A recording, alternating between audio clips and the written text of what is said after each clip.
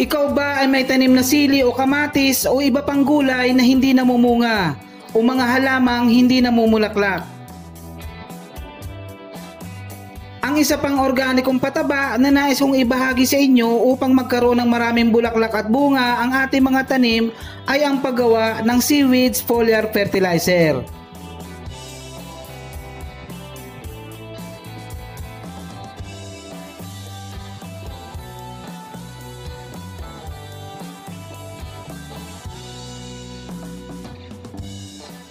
Maraming klase ang seaweeds at kung anong klaseng seaweeds man ang alam mo, iyan ay maaaring gawing pataba sa halaman. Kung ikaw ay nasa tabing dagat, hindi mo problema ang seaweeds. Kung ikaw ay nasa syudad, marami kang mabibili sa palengke.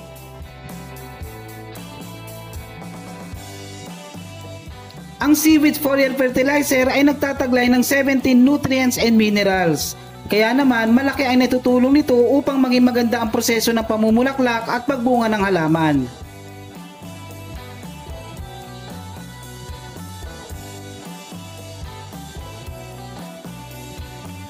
Ito ay maaari nating gamitin hindi lamang sa mga gulay, kundi pati na rin sa mga ornamental plants.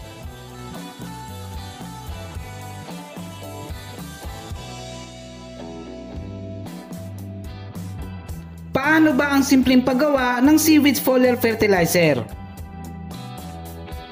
Hugasang mabuti ang seaweeds at i-blender.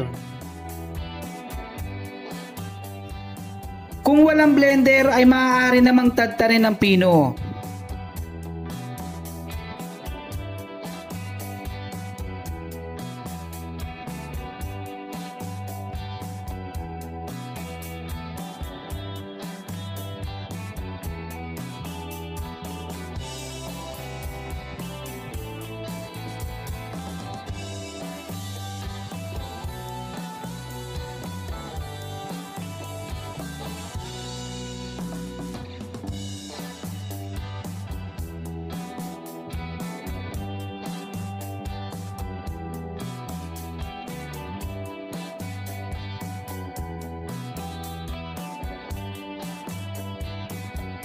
Pagkatapos ay isalin sa isang lalagyan na yari sa plastic o babasagin. Hindi maaaring gumamit ng container na yari sa lata, aluminum, bakal o iba pang kahalin tulad ng mga ito.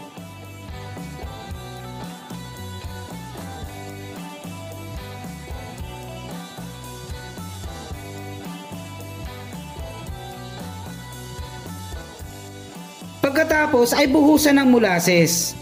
Kung gaano karami ang seaweeds ay tumbasan ito ng kasindami ng molasses. Halimbawa, kung ang seaweeds ay 1 kilo, 1 kilo din ang molasses. Ang madalas na itinatanong, pwede daw bang gumamit ng asukal na pula? Wala pong asukal na pula. Brown po yun. Pwede pong gumamit ng brown sugar kung walang molasses.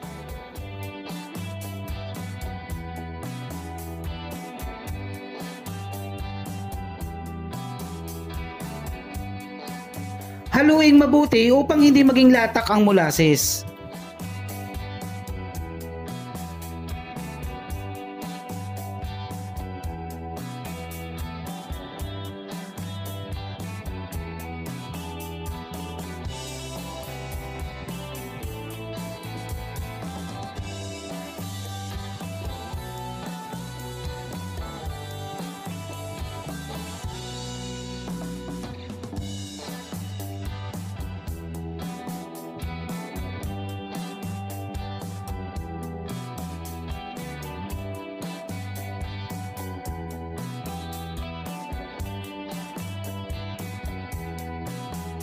Pagkatapos ay takpan at lagyan ng label kung kailan ito ginawa at kung kailan aanihin. Ito ay maaaring iburo sa loob ng 1 linggo o maaari namang paabutin hanggang 1 buwan. Ilagay sa isang lugar na malamig, madilim at malinis.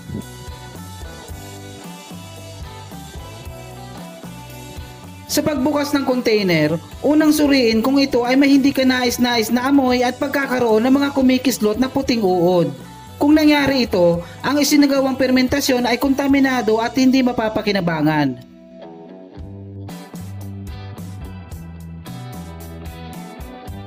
Normal lang ang pagkakaroon ng mold sa ibabaw. Ito ay resulta ng pagkakaroon ng bakterya. Ito ay maaaring kulay puti, dilaw at green.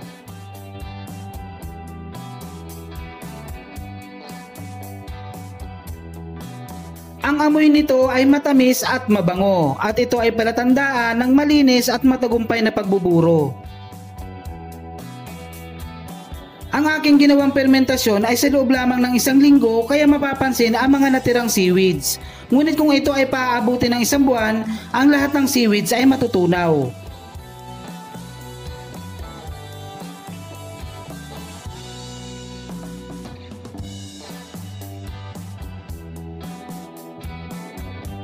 Salain at isalin sa isang panibagong lalagyan.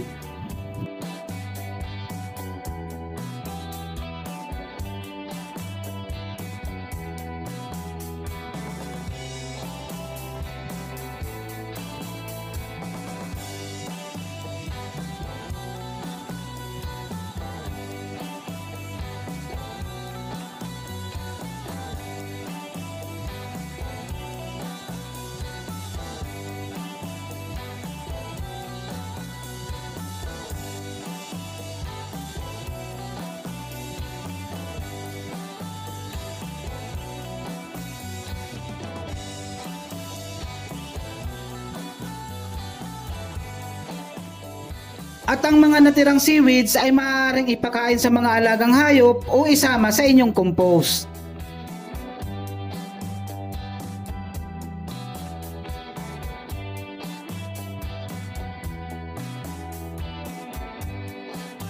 Maghalo ng 1 kutsara ng seaweed foliar fertilizer sa kada kalahating litro ng tubig. Ilagay sa sprayer.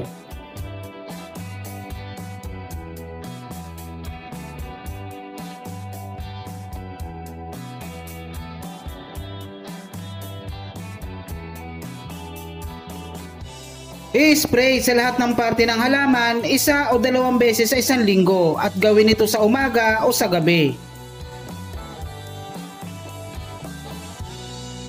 Gawin ito bago ang pagkakaroon ng mga bulaklak at tuloy-tuloy hanggang sa pagkakaroon ng mga bunga at hanggang sa pagkakaroon muli ng mga bagong bulaklak.